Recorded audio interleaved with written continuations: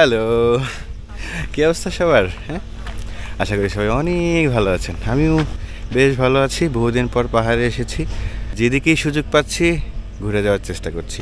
Unofficially এখন পর্যন্ত রিজুক ঝর্ণাটা খুলে না দিলেও আমরা বিশেষ অনুমতি নিয়ে যাচ্ছি রিজুক ঝর্ণায়। আপনারাও যেতে পারবেন, কদিন পরে এমনিতেই খুলে দিবে। বগালেকে ঘুরতে এসে আপনারা কীভাবে রিজুক ঝর্ণা যাবেন সেটাই আমি আমার এই ভিডিওতে দেখাবো। এই মুহূর্তে আছি বগালেক পাড়ায়। আমরা বগালেক পাড়া থেকে এখন মুনলাই পাড়ার দিকে যাব। তো চলেন আমরা মুনলাই পাড়ার দিকে আগাই।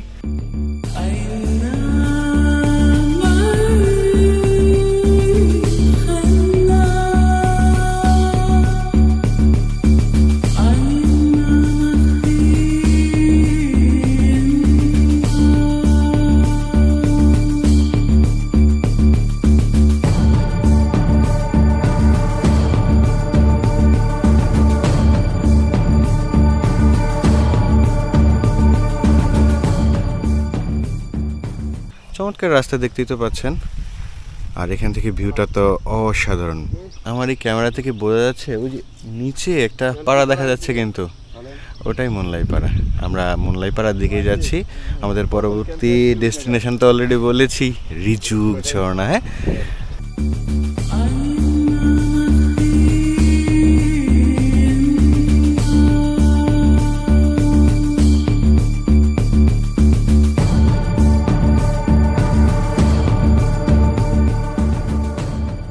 এ যাত্রায় আমাদের বাইক ভ্রমণ শেষ।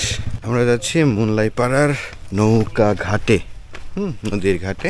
সেখানে আমাদের জন্য আমাদের বোট ওয়েট করছে। এই যে আমাদের নিচে ঘাটে নামার সিঁড়ি, সামনে কাজলদা নামছে। দাদা, এই ঘাট থেকে রিজুক ঝর্ণা কতক্ষণ লাগে? 20 মিনিট। বোটে তো কথা বলতে পারবো না, প্রচুর শব্দ থাকবে ইঞ্জিনের। হ্যাঁ, দুপাশে নদী দেখতে দেখতে রিজুক ঝর্ণায় যে আবার আপনাদের সাথে কথা হবে।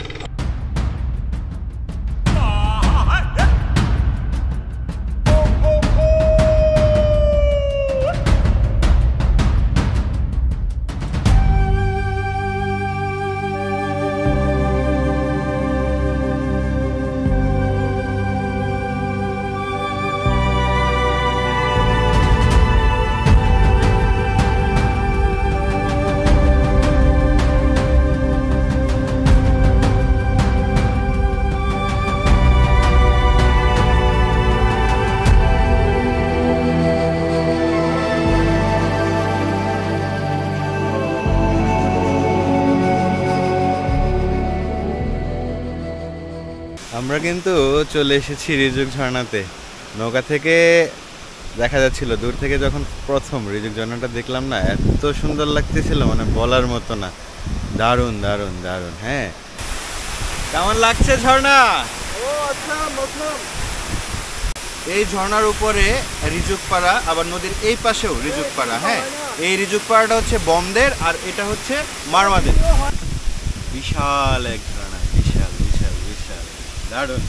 বিশাল উঁচু এক ঝর্ণা, মানে পানির চাপ মাথায় এত বেশি লাগে, নিচে বেশিক্ষণ দাঁড়িয়ে থাকা যাবে না। এটা নিচে যে লেকের মতো জায়গাটা আছে, একদম গলা পানি পর্যন্ত পানি, দেখেন না।